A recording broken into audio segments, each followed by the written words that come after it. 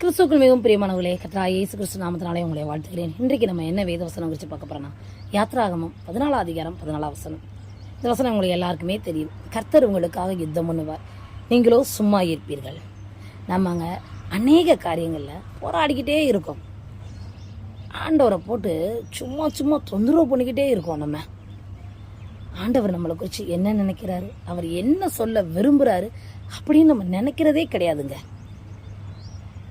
ஒரு சில காரியங்களில் ஆண்டவர் நமக்காக அவர் பேசுகிறவராய் காணப்படுகிறார். ஒரு சில காரியங்களில் நமக்காக அவர் யுத்தம் பண்ணுகிறவராய் காணப்படுகிறார்.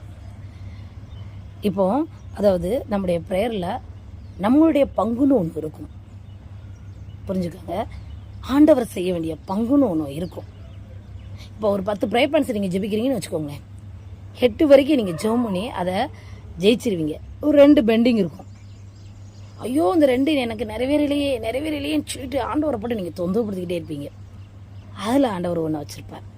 அந்த காரியத்தை ஆண்டவர் யுத்தம் பண்ணி உங்களுக்கு ஜெயிச்சு கொடுப்பாருங்க. அதை நீங்கள் புரிந்து கொள்றதே கிடையாது. ஆண்டவர் எனக்கு செய்யணும் பெண்டிங் இருக்கா, ஆண்டவர் பாதத்தில் வைங்கப்பா. ஆண்டவரே நீங்கள் எனக்கு செய்து கொடுங்கப்பா, உம்மால முடியுமாப்பா. இந்த 8 காரியங்களை செய்தவருக்கு இந்த 2 காரியங்களை செய்ய தெரியாதா? அந்த யுத்தத்தை உங்களுக்காக ஆண்டவர் நிச்சயமாய் செய்வார்.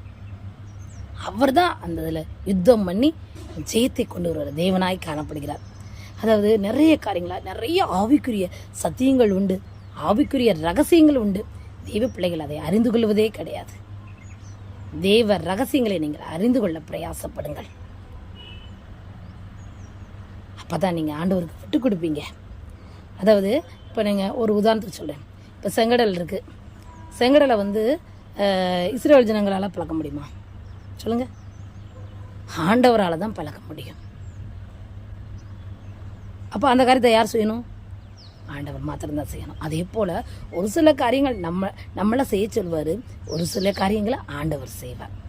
அதுக்கு நீங்கள் ஆண்டவர் கருத்தில் விட்டு கொடுத்துருங்க.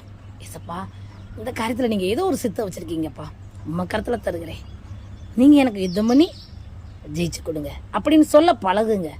ஆண்டவர் உங்கள் வாழ்க்கையில் ஜெயத்தை கொடுப்பார். ஆமென். அந்த இயேசுவை நம்புங்கள், ஏற்றுக்கொள்ளுங்கள், விசுவாசியுங்கள். கர்த்தருடைய கருத்திலிருந்து பெரிய அற்புதங்களை பெற்றுக் கொள்வீர்கள். தேவன் தான் உங்களை ஆசீர்வதிப்பாராக. ஆமென்.